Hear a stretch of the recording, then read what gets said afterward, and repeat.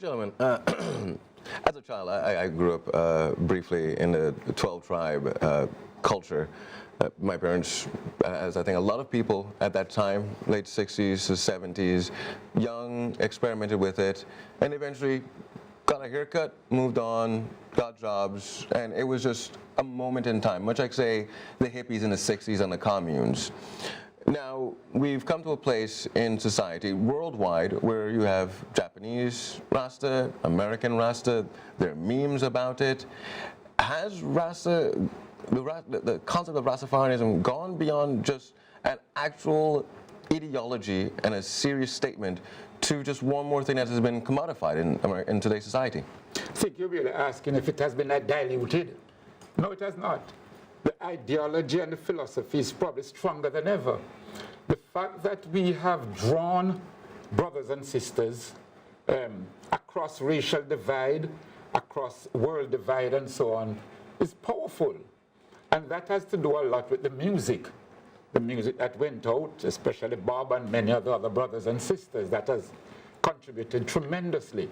But in terms of the ideology, the philosophy, the power, that has not in any way been diluted.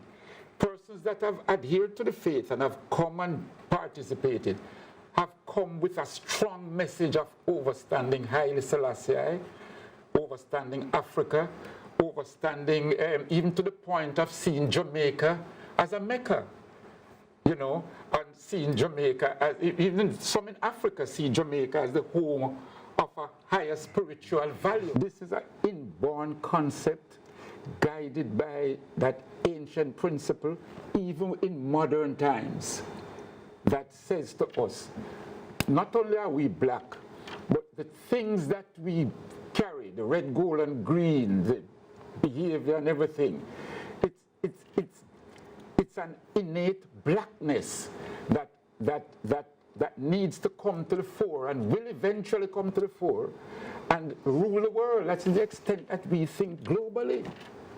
This is a supremacist idea then, sir?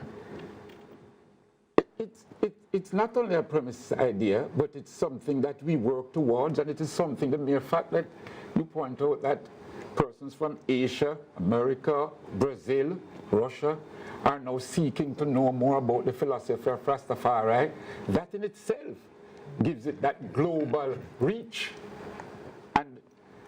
Well, if it's a black thing, as you say, and it's obviously rooted within blackness, within Africa, and then you have the globalization of it, how on the blackness.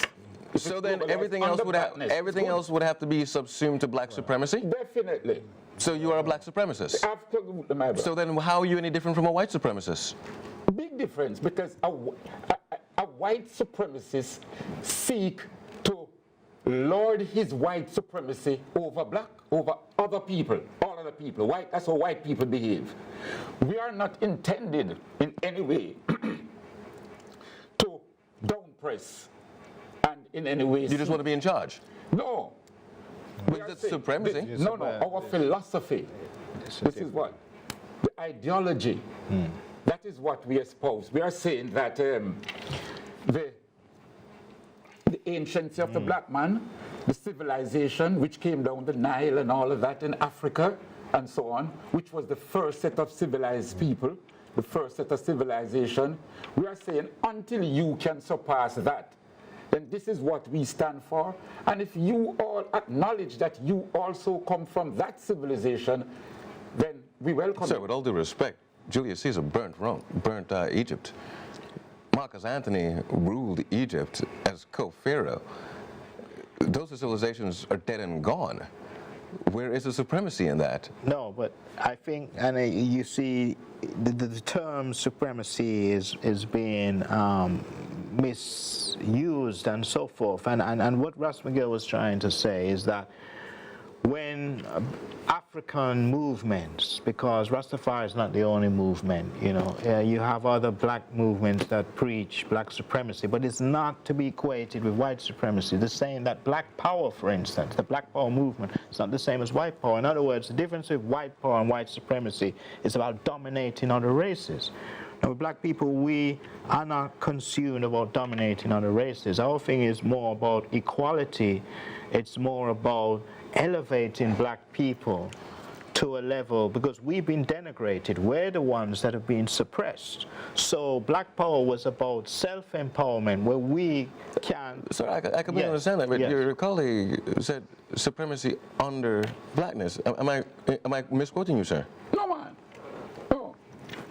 I think what I hear is that there's a different, if you understand supremacy in a white European context, you are imposing it on a black idea of supremacy, which is the upliftment of black people rather than, and the idea that black people rather should than rule seeking supreme. to conquer the white race and so on. We're not out for that.